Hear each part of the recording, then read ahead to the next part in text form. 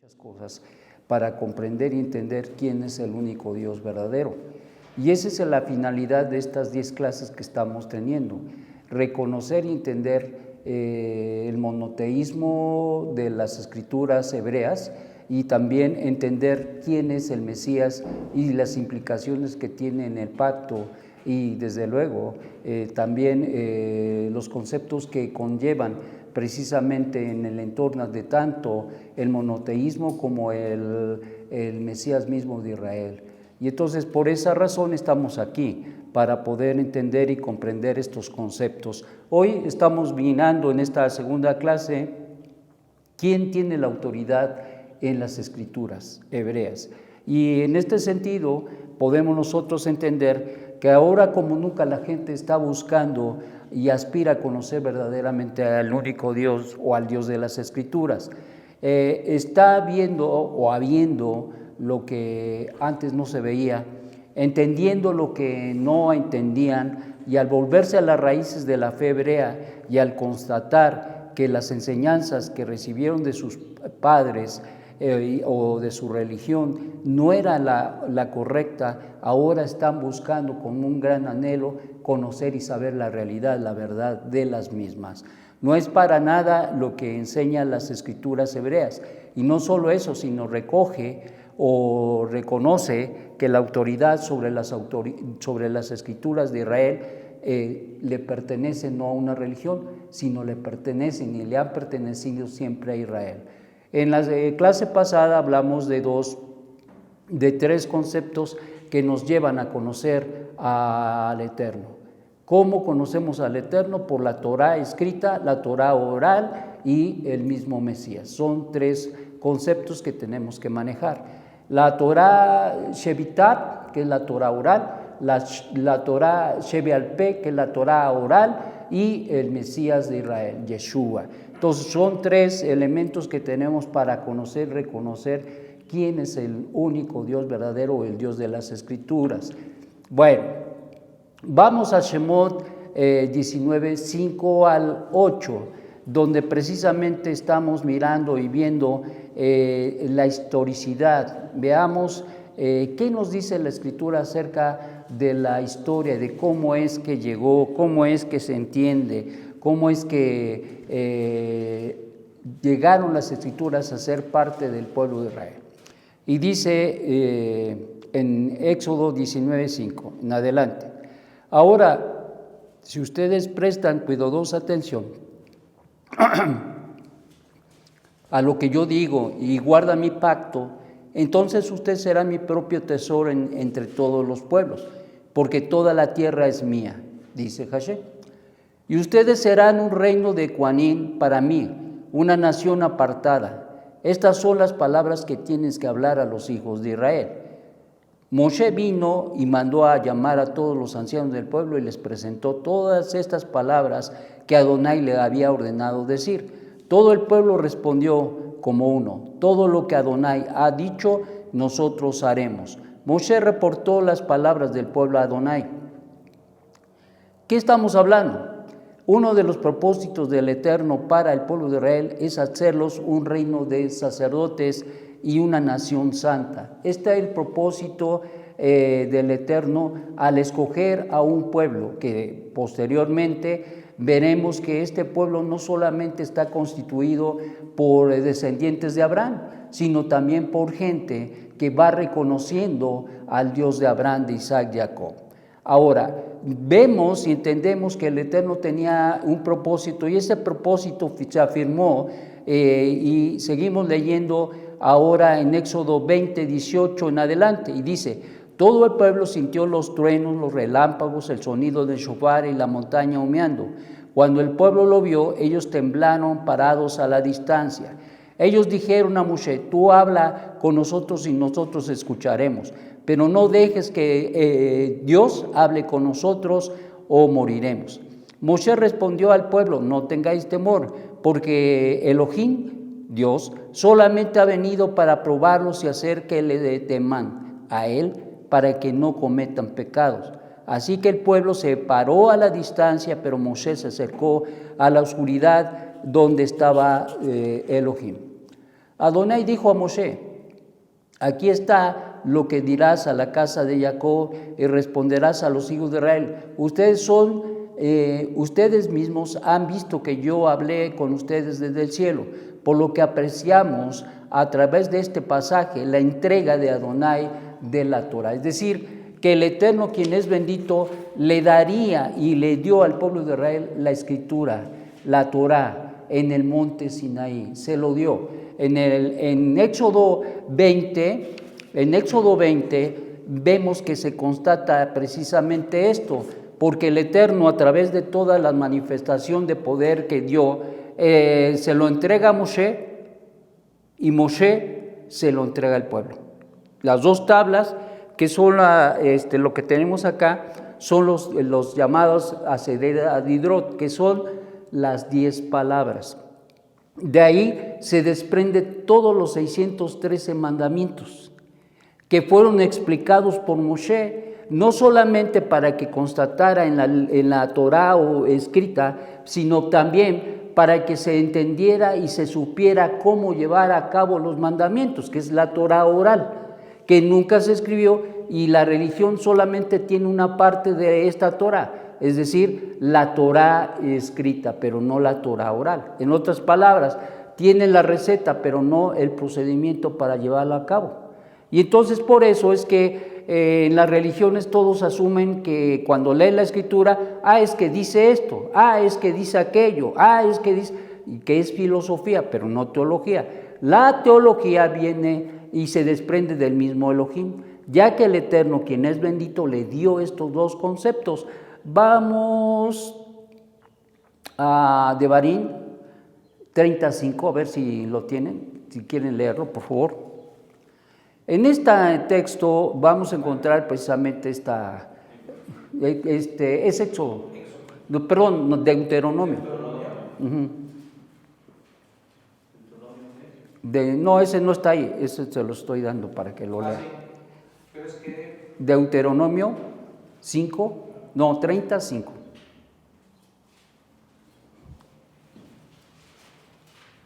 Y vamos a darle lectura, ¿ok?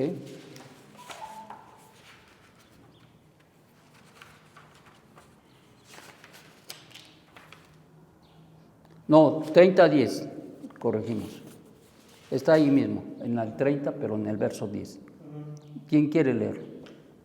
A ver, es siempre y cuando obedezcas al Señor tu Dios y cumplas sus mandamientos y preceptos. Mandamientos y preceptos, ok.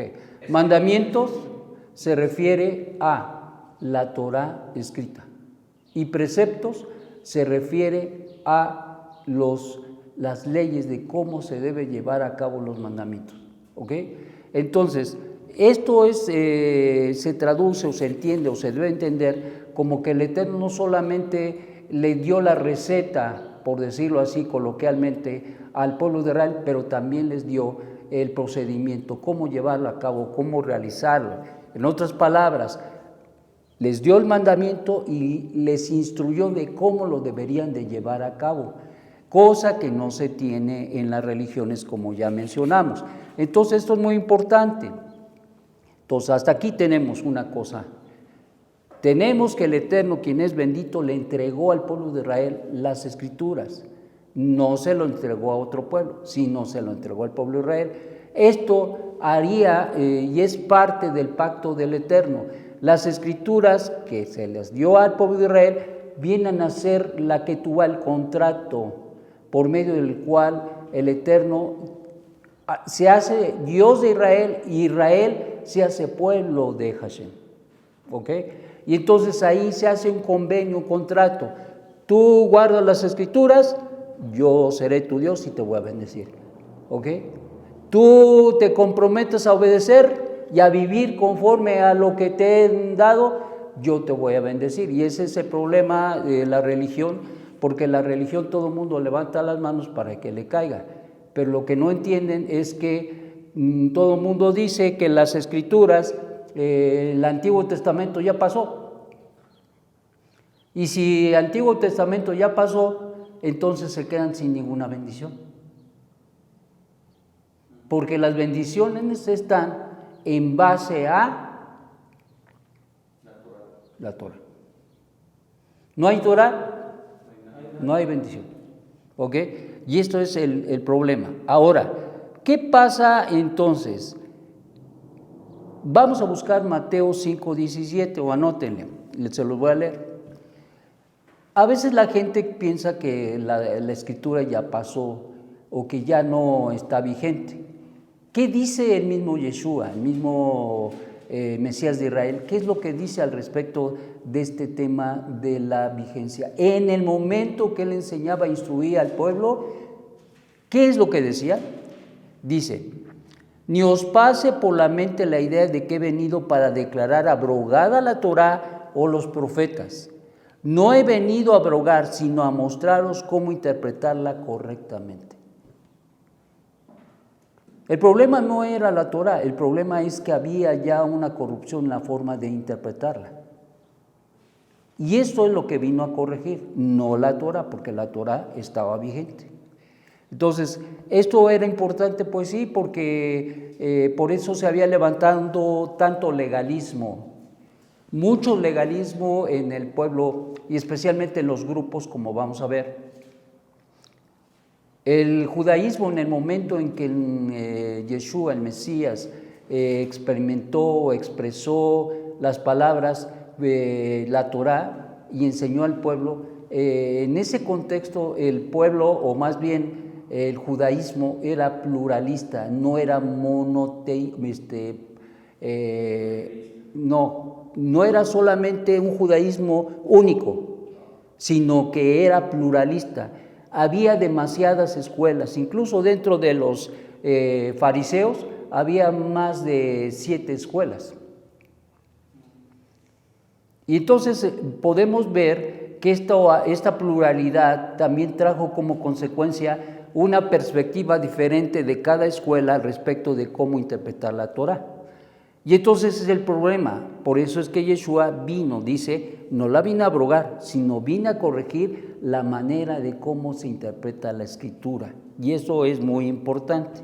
Ahora, pasados estos días del maestro que dijo, vengo a corregir la interpretación, se quedaría un gran maestro de Torá, un gran maestro que sería el maestro a los gentiles, nada más ni nada menos que Rab Shaul, mejor conocido en el ámbito popular como Pablo.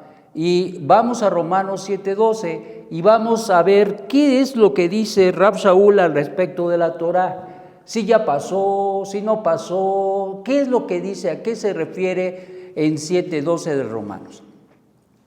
Así es que, si quieren leerlo, por favor, alguien de los dos.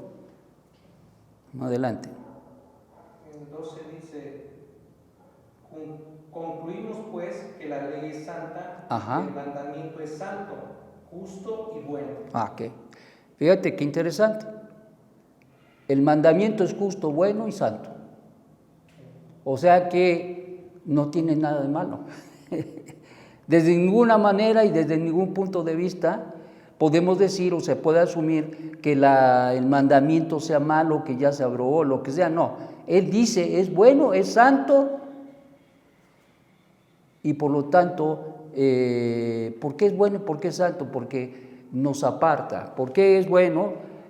Porque Él nos va a dar la instrucción para vivir bien y además para recibir las bendiciones de parte del Eterno. Yo, como decía el otro día, si alguien quiere cambiar verdaderamente, la única manera de cambiar en su vida va a ser a través de la Torah. Es la única manera de cambiar de una persona. Las personas viven su vida y piensan que viven bien, pero la realidad es que sin Torah nadie puede vivir bien. Siguen enraizados en una forma de vivir y sus hábitos no los dejan. La única manera de poder cambiar verdaderamente es a través de las Escrituras, de los mandamientos, porque es lo que transforma el interior del ser humano. Ninguna filosofía, ningún medicamento transforma al hombre, incluso ni lo puede tocar el alma, pero las Escrituras tocan el alma y transforman al ser humano. ¿Y qué es lo que hace el ser humano?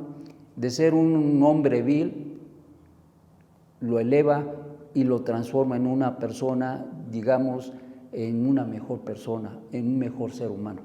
Eso es lo importante de las Escrituras y por eso pues, nos dedicamos a enseñarlas. ¿Por qué? Porque el anhelo de nuestro corazón es ver a muchos hombres y mujeres transformados y que sean transformados de dentro, no en lo superficial, porque la gente puede cambiar de vestido, de traje, etcétera, pero nunca de dentro. Entonces esa es la idea, que se pueda conocer todo eso. Bien, esta continuidad se hace relevante e importante en el hecho de que él no vino a cambiar la instrucción, sino vino a dirigir o redirigir al pueblo de Israel en un camino de ascendencia y de elevación. Y por eso Rab Shaul escribió en Romanos 3:1 y 2. Vamos a leer, se los voy a leer. ¿Qué ventaja tiene el judío entonces? Ya estamos viendo que al pueblo de Israel se le dio la Torá. Ya vimos que el Mesías de Israel, que es judío, él vino, instruyó acerca de la Torá y dijo que él no había venido a abrogar la Torá, a quitarla, a anularla, sino a confirmarla, solamente a rectificar la forma de ¿qué? De interpretar. Por otro lado, Rab Shaul diría que es buena, es santa y por lo tanto es algo que tenemos que vivir. Pero, entonces, ¿qué ventaja tiene el judío? Dice Rab Shaul, ¿qué ventaja tiene pues el judío? ¿O de qué aprovecha la circuncisión? ¿De qué le aprovecha la circuncisión? Cuando habla de qué le aprovecha la circuncisión, es interesante porque no es solamente que en la circuncisión le quiten el prepucio a un varón, sino en qué le aprovecha. Al octavo día, un hijo o un varón judío, al octavo día es circuncidado, se le practica el Brit Milá al octavo día. ¿Pero qué implica eso? Un sello. Lo que implica es que él se introduce a un pacto con el Eterno. Que el Eterno a los hijos de Abraham los llamó, pero para que se introduzca aún el mismo judío, para que se introduzca tendrá que venir a llevar a cabo el Brit Milá, porque es un mandamiento. ¿En qué le aprovecha? Le aprovecha en el hecho de que lo consolida parte del pacto. Aunque sea nacido descendiente de Abraham, si no tiene pacto, si no tiene Brit Milá, no es parte del pacto. ¿Sí se está entendiendo esto? O sea, no es nada más de que yo soy hijo de Abraham, no. Tiene que obedecer la Torá. En eso le aprovecha, aun cuando es hijo de Abraham, tiene el visto bueno de parte de Dios para que sea parte de ese pueblo escogido, elegido, siempre y cuando pueda vivir de esta manera. ¿Están conmigo? ¿Cómo? Obedeciendo. ¿Cómo? Viviendo. ¿Cómo? Transformando su vida. Y esto solamente obedeciendo la Torá. Y eso es también para el judío. Eso es para el judío. Porque a un gentil no se le demanda. A un gentil no se le demanda el Brit Milá, a menos que quiera hacer su conversión al judaísmo. ¿Sí se entiende? Entonces, por lo tanto, una de las cosas extraordinarias que nosotros tenemos que vivir y entender es que la Torá fue entregada al pueblo de Israel y es a través de esa entrega de la Torá que van los mandamientos y estos mandamientos transforman y siguen transformando la vida de las personas. Por lo tanto, una de las cosas importantes que nosotros tenemos que ver es que ¿en qué le aprovecha el pacto al pueblo de Israel? En que el Brit Milá es su marca, su marca de pacto que dice que él es pueblo de Dios. O sea, no es porque sean hijos de Abraham, son pueblo de Dios. Así como un gentil, no nada más es anhelar ser hijo de Dios o ser parte del pueblo de Dios. Solamente hay un pueblo, y ese pueblo es Israel. Y si ustedes se dan cuenta por lo que han conocido de las religiones, todo el mundo dice que yo tengo la verdad, vente conmigo, acá, allá. Pero la realidad es que no es cierto. La realidad es que el único Dios verdadero le dio esa autoridad al pueblo de Israel. Y ahora el pueblo de Israel es el vínculo para que todos aquellos que llegan son enseñados, son instruidos por los judíos para llevarlos al conocimiento de Dios verdadero y de ese pacto. Porque tanto el judío necesita del pacto, que es en el caso mostrado a través del Brit Milá, como el gentil, que aun cuando no tiene o no se le exige el Brit Milá, sí tiene una circuncisión, que es la del corazón. Y esa circuncisión del corazón lo es precisamente nada más ni nada menos que Yeshua HaMashiach. ¿Estamos? Entonces es Yeshua HaMashiach quien da a ese pacto. Y consecuentemente para el gentil, Yeshua es con lo que se pacta. Cuando creemos que Yeshua es el Mesías, ¿le estamos creyendo a Yeshua? ¿A quién le estamos creyendo? Al Eterno. ¿Por qué le estamos creyendo al Eterno? Porque es el Eterno quien lo envía. No es el Mesías que llega y dice, ya llegué. No. Es el Eterno quien envía al Mesías de Israel. ¿Ok? Entonces hasta acá podemos entender que el Eterno, quien es bendito, ha hecho un pacto con el pueblo de Israel, y este pacto es a través de las Escrituras, y los mandamientos los tiene que cumplir porque son parte del pacto. El pueblo de Israel se tiene que comprometer a vivirlos, y tanto judíos como no judíos. Ya veíamos en la clase anterior, no sé si la vieron, y vimos que para el judío son 613 preceptos los que le pueden cumplir. Y en este caso, para los gentiles son, ¿cuántos? 7. ¿Cuáles son? No a la idolatría,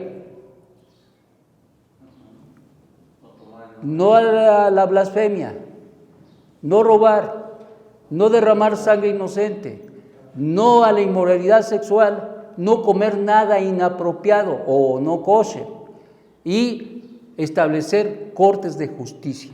Esas son las 7 leyes, las 7 leyes para los Benei Noach, es decir, para los gentiles. Entonces, hay leyes para los gentiles y hay leyes para los judíos. Pero de alguna manera, muchos de estos están contenidos dentro de lo que el Eterno le dio al pueblo de Israel. ¿Por qué? Porque tanto judíos como gentiles, como veremos más adelante, convivieron juntos. Y entonces, ¿cómo vamos a convivir juntos si tú comes cochino y yo no? ¿Sí se entiende? Y por eso es que las leyes, por ejemplo, las leyes del Karut, es decir, no comer nada apropiado, también les fue dado a los gentiles, para que así se pudiera convivir y elevar la condición de una persona. Una persona cambia, se transforma. Llegó un día una persona acá, porque los jueves oramos por las personas, tienen problemas, situaciones, etcétera. Y aquí ha venido mucha gente y oramos por ellas. Son católicos, son mormones, son esto, no nos importa, oramos igual. Los invitamos a que conozcan, si quieren, y si no quieren, de todas maneras oramos. Entonces venía un hombre y me decía, yo vengo con un problema grave, y ese problema grave es la ira. Bueno, pues a lo mejor algunos dicen, ¡ay, la ira! No, dice, en un momentito todo lo que trabajé y luché, me lo acabo. me acabo a mi familia, ya mi familia no quiere nada conmigo, etcétera, etcétera. Algunos es por el alcohol, pero no era por el alcohol, sino era por la ira.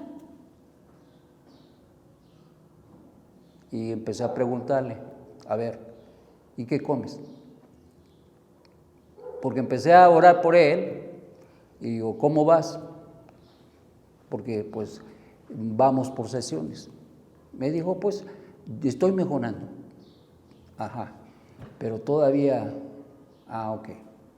Y entonces le pregunté, ¿y qué comes? ¿Cómo comes? A ver, ¿comes sangre? ¿Cómo como sangre? Sí, rellena de la tortuga, de esto, de aquello. Me dice, sí, como. Pues ese es tu problema. Y que le digo, desde hoy en adelante no comes nada. Y le dije cómo tenía que kosherizar su carne. Y hay un procedimiento que ahorita no, por tiempo no puedo ahorita meterme. Pero como testimonio, resultó que dejó de comer sangre. ¿Y qué creen? Se le fue la ira. Se le fue el demonio. Porque la sangre trae mucha vileza.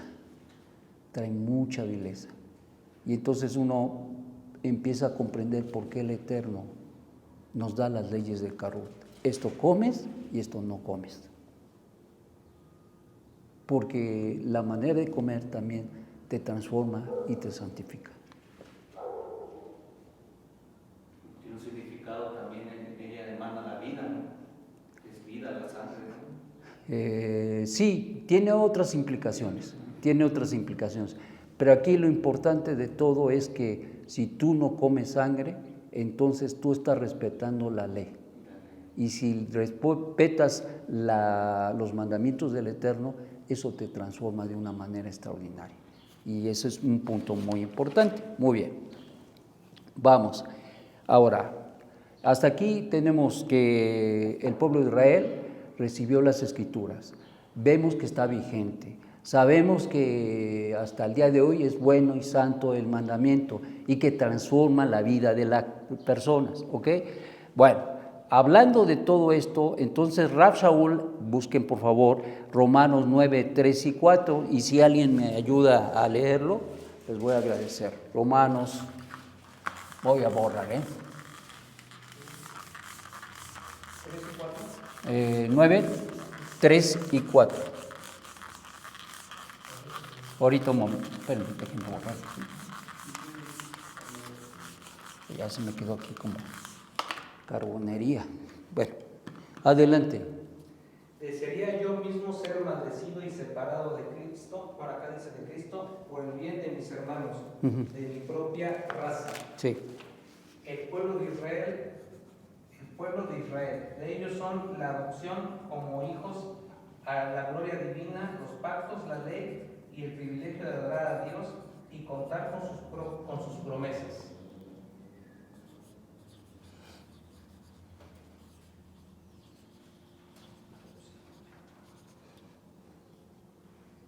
Adelante con el otro versículo. 4.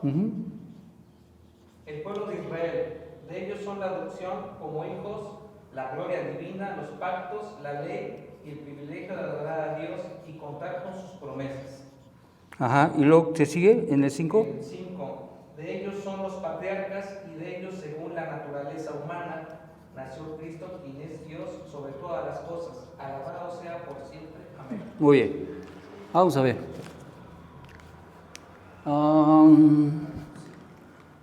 Dice aquí Rav Shaul, ¿de quién son estas bendiciones? ¿De quién son esto? La adopción es del pueblo de Israel. ¿Qué es la adopción? Para que entendamos. La adopción, ustedes conocen, por ejemplo, a alguien que no tiene hijos, en un determinado momento toman a una criatura y lo adoptan. Es decir, pasa de no ser hijo a ser hijo. ¿Qué pasó con el pueblo de Israel? Abraham no era pueblo de Dios.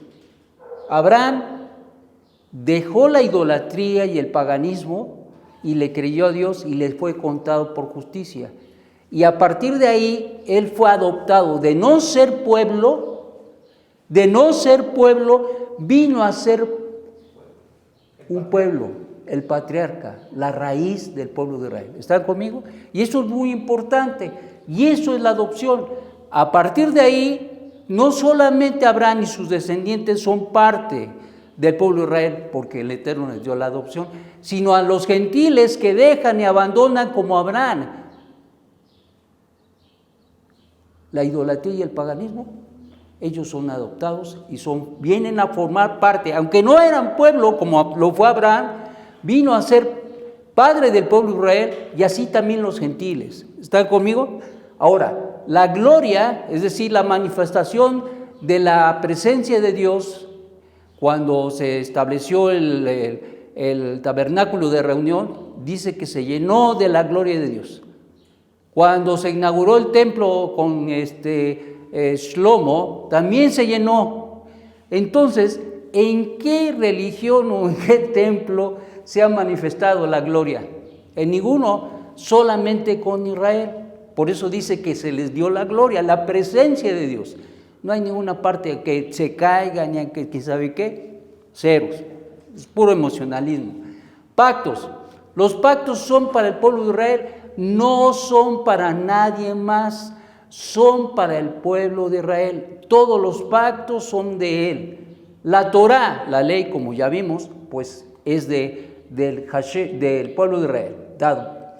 Promesas, las promesas que están en las Escrituras son para el pueblo de Israel, pero ¿sabes qué pasa en la religión? Todo el mundo levanta las manos y leen un pasaje, es que es para... No, esto es para el pueblo de Israel.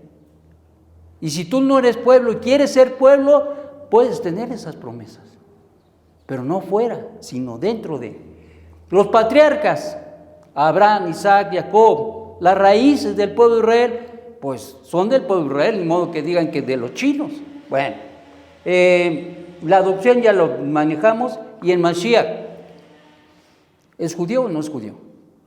Sí es judío, por lo tanto también forma parte de, ¿ok?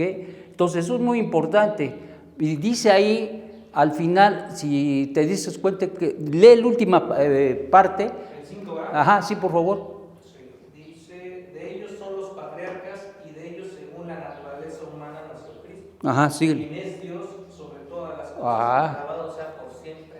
Amén. Amén. Acá dice que el Mesías, allí dice Cristo, porque es la traducción al griego, ahí viene Christos, viene del griego, Christos, pero el fondo es judío o hebreo, pues, y es Mashiach. De ahí se tradujo al griego, Christos, y vino al español como Cristo, ¿ok? Entonces, el fondo es Mashiach, no Cristo. Y entonces por eso nosotros manejamos Mashiach. Bueno, y dice que Mashiach es ¿qué? Es Dios. ¿Hay problema acá? Ya ves. Pues no, que me estás diciendo que Dios es uno. Y no está diciendo acá que Mashiach es Dios, ¿sí o no? Bueno, te voy a decir que para entender el concepto de Dios, se ven desde dos perspectivas, desde la perspectiva religiosa, pero no desde la perspectiva de las Escrituras hebreas. Esa es la diferencia.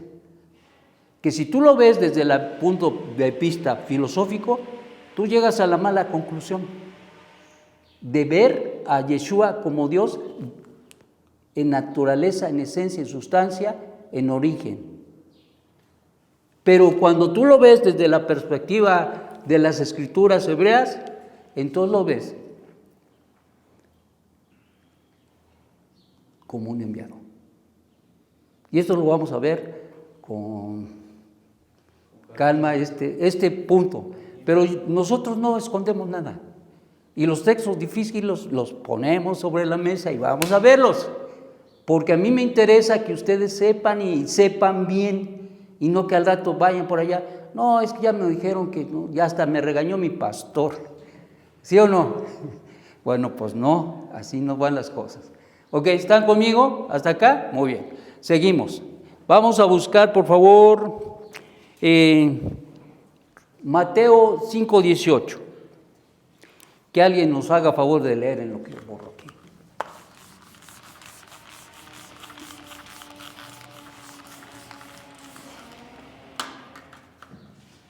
Dice el versículo. Sí. Porque de cierto os digo que hasta que pase el cielo y la tierra, ni una hoja, ni una jota, perdón, ni una tilde pasará de la ley hasta que todo se haya cumplido. Muy bien. Aquí nos habla de la vigencia de la ley o de la Torah. ¿Cuál es la vigencia? Dice el maestro. ¿Hasta que pase qué? La ley. El cielo. No, hasta que pase el cielo. ¿Y la qué? La tierra. ¿Hay cielo? ¿Hay tierra? Entonces está vigente. Y todo se tiene que cumplir. Entonces, ¿está vigente? Sí está vigente. Para todos aquellos que dicen que la Torah ya no han leído la Escritura. Está vigente, bien vigente. ¿Y quién lo dice? El mismo Maestro Yeshua lo dice. Las religiones dicen ya está abrogada, pero es su palabra contra la palabra del Maestro. Es su palabra contra las palabras de las Escrituras. Es su palabra filosófica contra la teología del pueblo de Israel por siglos. Entonces, por eso es importante estudiar la Torah desde la perspectiva hebrea. ¿Ok? Por eso es muy importante, porque de lo contrario las Escrituras no las podemos entender, comprender, asimilar y que hagan efecto en nuestras vidas. Por eso yo me acuerdo, fui pastor por muchos años y pues enseñaba eso. Y entonces resulta que yo era muy perseverante en la oración. Y entonces orábamos, me decían, pastor, quiero que oren por mí porque quiero cambiar.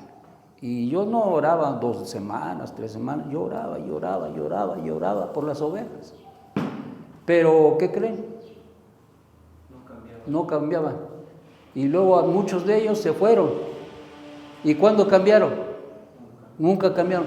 Por una cosa. Ya ustedes lo saben. ¿Por qué? Porque no teníamos la Torah, porque decíamos que la Torah no, qué tonto. Bueno, falta de entendimiento y de comprensión. Pero ahora que lo sabemos, cualquier persona que verdaderamente quiera cambiar, puede cambiar. Se transforma en una persona que ni si ella misma se conoce. Así de fácil. Pero es importante apegarnos a las Escrituras. ¿Amén? Muy bien, seguimos. Ahora, el contexto histórico del Mashiach nos importa mucho. Vamos a Gálatas 4:1-7, por favor.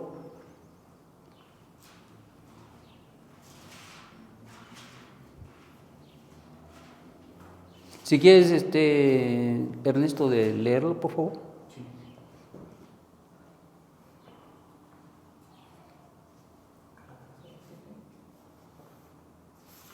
Gálatas 4:1-7.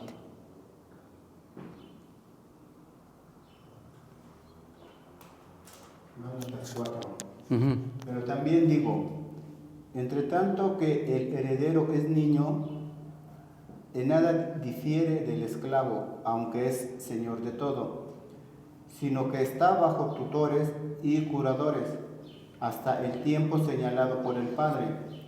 Así también nosotros, cuando éramos niños, estábamos en esclavitud, bajo los rudimentos del mundo. Pero cuando vino el cumplimiento del tiempo, Dios envió a su Hijo, nacido de mujer y nacido bajo la ley, para que redimiese a los que estaban bajo la ley, a fin de que recibiéramos la adopción de hijos. Y por cuando sois hijos, Dios envió a vuestros corazones el espíritu de su Hijo, el cual clama, Abba Padre. Así que ya no eres esclavo, sino hijo, y hijo también heredero de Dios por medio de Cristo. Muy bien. ¿Qué es lo que en síntesis, qué es lo que sucede con todo esto? Número uno, hay un factor que nos ayuda a poder reconocer al Mesías, y es la ley. Porque la ley, la Torah, nos guía a Mashiach. Y dice, utiliza una metáfora aquí Rav Saúl para decir que es como el niño pequeño que es llevado por el esclavo para que el niño pueda recibir la instrucción. Eso es muy importante.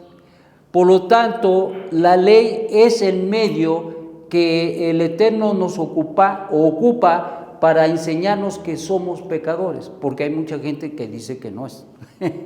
A lo mejor es extraño para ustedes, pero sí, hay gente que dice, no, si yo no le hago mal a nadie, pues todos hemos pecado. Bueno, entonces la Torah nos lleva a Mashiach, ¿sí? Y nos lleva a Mashiach para que nosotros reconozcamos nuestra condición y consecuentemente recibamos la provisión que el Eterno da a través de él, que es la redención. No hay redención, no hay la transformación de la persona, porque para que nosotros podamos estar en una condición donde el Eterno nos reciba, es necesario que nosotros recibamos el beneficio del Mesías de Israel. Porque estábamos, dice Rav Saúl, muertos en delitos y pecados. Pero ya Yeshua murió por nuestros pecados. Pero para que nosotros recibamos el beneficio de ese pago que nosotros no podemos hacer, porque somos incapaces. Es como a un pobre le dice, paga $1,000,000. ¿De dónde lo va a sacar? Dice, pues ni para los frijoles tengo, ¿de dónde voy a sacar $1,000,000? Pues hagamos de cuenta que es lo mismo con nosotros. Nosotros no tenemos manera, forma de pagar nuestra condición, es decir, todo lo que hemos hecho.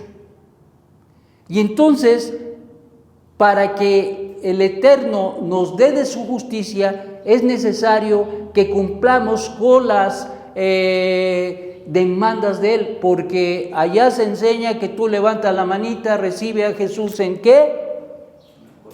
¿Y qué? No. ¿Hay condiciones? Sí, y lo vamos a ver más adelante.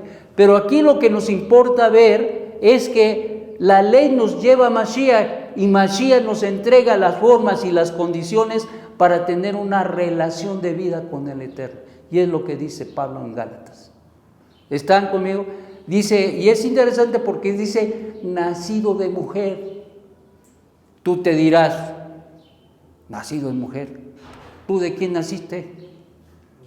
¿Y tú? ¿Y tú? Yo igual. Todos nacimos de una mujer. Entonces, ¿por qué lo dice Pablo? Oye, Pablo, pues que no tenías en qué ocuparte. ¿Nunca lo habían pensado? ¿Por qué lo dice?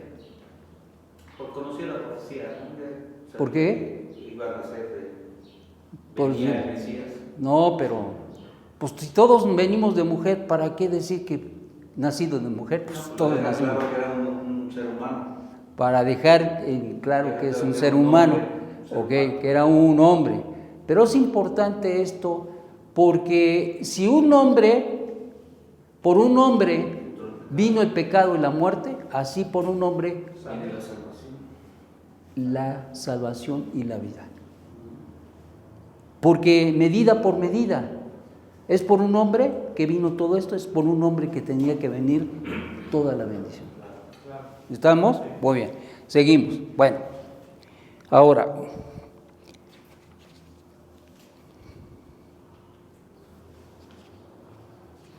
cuando nuestro maestro Yeshua HaMashiach, en su contexto anterior, hubo dos grandes maestros en el pueblo de Israel, Hillel y Shammai, Shammai y Hillel. Fueron dos grandes maestros. Los dos maestros eran de una misma línea, fariseos. Los fariseos se distinguían porque reconocían que desde luego que hay vida eterna, reconocían que hay mundo venidero, reconocían que iba a haber recompensa, reconocían que había el Seol, reconocían muchas cosas, pero reconocían sobre todas las cosas la resurrección de los muertos. No así los saduceos.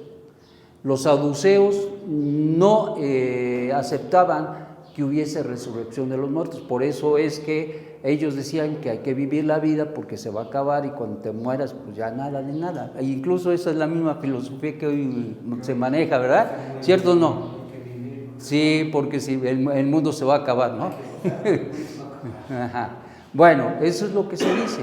Pero la realidad es que nuestro Santo Maestro habló de la resurrección de los muertos y eso es un punto central importante, muy importante para todos y debemos entenderlo y comprenderlo. Por lo tanto, el pueblo de Israel en el momento en que recibe la influencia de nuestro Santo Maestro era un judaísmo politeísta, es decir, politeísta, que tenía muchas escuelas. Por ejemplo, estaban los zelotes, estaban los escribas, estaban los fariseos, los saduceos, estaban los juanín y también los zelotes. Y de esos había muchos grupos más. Entonces el judaísmo era polifacético, ¿sí? Y esto trae como consecuencia de que cada escuela tenía su perspectiva y, como ya veíamos, también su manera de interpretar la Torah. Y él dijo, el Mesías dijo, no vine a abrogar la ley, sino a cumplirla, pero no. Cumplirla sí, pero ¿qué? La correcta interpretación. ¿Ok? Entonces eso era muy importante. Dado las condiciones políticas, el templo y todo aquello, llevó precisamente a que hubiese influencias para vivir las escrituras correctamente o para no vivir las escrituras correctamente. Y en el caso, por ejemplo, de grupos, y en un midrash, en nuestro Santo Maestro habla del publicano y del fariseo, ¿se acuerdan? Y nos habla precisamente de las condiciones. Uno de ellos no quería alzar la vista al cielo y decía, yo pecado, y se golpeaba el pecho y todo aquello. Y el otro decía, no, yo ayuno 3 veces a la semana, yo doy sadaca, yo no soy como adúltero y quién sabe qué tanto, ¿no? Era muy exhibicionista. El punto acá de fondo es que era legalista, porque creía que por lo que él hacía tenía derecho de pedirle al cielo lo que fuera. En cambio el otro hombre, dice más el maestro, ¿quién baja redimido?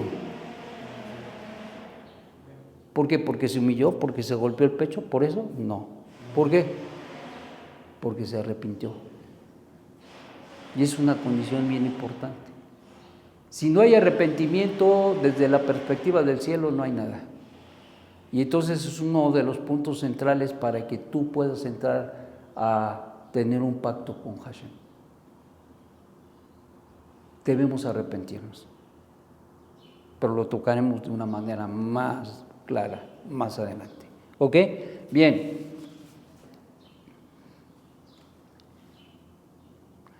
Ahora, está el judaísmo que no cree que Yeshua es el Mesías, y hay el judaísmo que sí creemos que Yeshua es el Mesías. Judaísmo ortodoxo, el judaísmo, nosotros también somos ortodoxos, pero netzaritas. Entonces, ¿cuál es la diferencia? Vamos a hablar de las coincidencias. ¿En qué somos iguales con todo el judaísmo? Número 1, creemos en un y único Dios. Creemos en un uno y único Dios. ¿Ellos creen en un solo? Sí, nosotros también. ¿Ellos creen en una sola Torá? También nosotros creemos en una sola Torá. ¿Creemos que solamente hay un solo pueblo de Dios? Ellos y nosotros también. Ellos y nosotros tenemos una esperanza segura con la aparición de Mashiach. ¿Ellos esperan a Mashiach? Sí, nosotros también, pero ya en su segunda venida, ¿ok? La diferencia que hay entre ellos y nosotros, indudablemente, es Yeshua. Esa es la gran diferencia, ¿no? Una. Segundo, el judaísmo aquibano ha nombrado a otros como Mashiach. O sea que hay muchos Mashiach. Incluso anteriormente al mismo Yeshua, en el contexto anterior, había nombrado a un hombre llamado Menahem, lo había nombrado como Mesías. Pero no, los llevó a una escaramuza y murió ahí con todos ellos. Entonces, y eso en el tiempo anterior a Mashiach, casi anterior. Y por eso que cuando aparece Mashiach, ¿qué creen? Ya estaban todos, ¿qué? Sí, ya no estaban así como muy abiertos. Y por eso fue necesario que viniera el Yohanan, el inmersor, el bautista, para que preparara los caminos. Y por eso que venían de todas partes a hacer tevilá. Y esa tevilá era tevilá de preparación o de teshuvá, de arrepentimiento para recibir ¿a quién? Al Mesías. Y por eso es que mucha gente creyó que Yeshua era el Mesías. Pero los saduceos, los que estaban en lugares preeminentes, no lo quisieron, no lo aceptaron. ¿Por qué no lo quisieron, no lo aceptaron?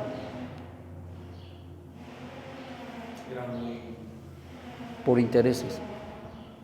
Intereses económicos, bastantes. Sí. En el templo, en líneas. Por eso es que no se dio la redención completa. Porque Yeshua venía como Ben Yosef, como el Cordero que quita el pecado del mundo, pero también como el Mesías invicto que traería la redención completa y también la paz y la justicia al mundo. Pero eso se pospuso dado que no hubo las condiciones. El Eterno así estaba en su plan.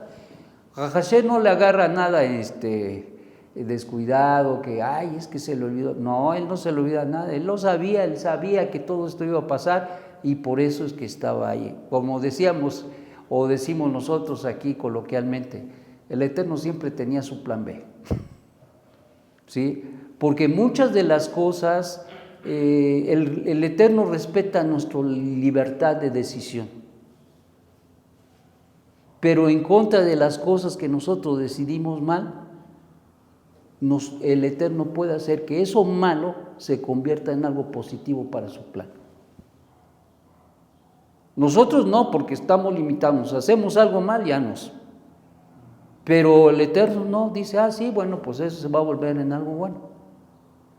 Y eso ha causado el retardo, e incluso dice Rab Shaul, que el rechazo del pueblo trajo como consecuencia la apertura para los gentiles, el tiempo de los gentiles, del tiempo para que los gentiles conozcan y reconozcan que hay un solo Dios y que Yeshua es el Mesías. El Mesías, no otra cosa. ¿Ok? Muy bien. El judaísmo aquibano dice que su prójimo es otro judío. Yeshua nos enseñó que nuestro prójimo es aquel que necesita de uno. ¿Judío qué? ¿Perdón? ¿Cuál judío? ¿Judíos qué? Los judíos aquivanos dicen que su prójimo es otro judío. O sea que le hacen bien al judío, pero al gentil no les importa que si lo pisotean o lo que sea. Entonces, para nosotros los netzaritas, nuestro prójimo es aquel que necesita de nosotros y le extendemos la mano. Tampoco creemos en la reencarnación. Ellos sí, nosotros no. Esa es otra diferencia. Y por lo tanto, ustedes ya saben, una de las diferencias más, pues digamos, las más estructurales entre ellos y nosotros. ¿Ok? Muy bien.